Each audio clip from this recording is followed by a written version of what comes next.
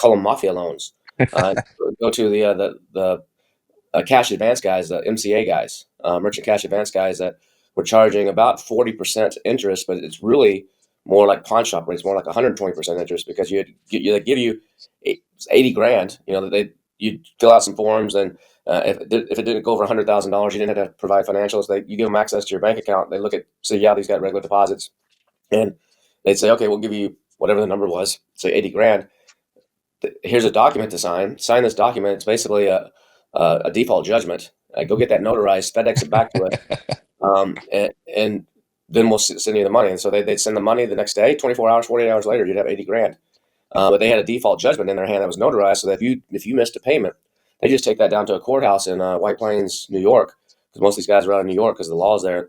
Some Yeah. of this has since changed, and then they would just file that judgment and then go put liens on your bank account and everything else they could do. And that out of that 80,000 though, you get it 2 days later. There'd be a $2,500 origination charge, a $750 setup ACH account charge.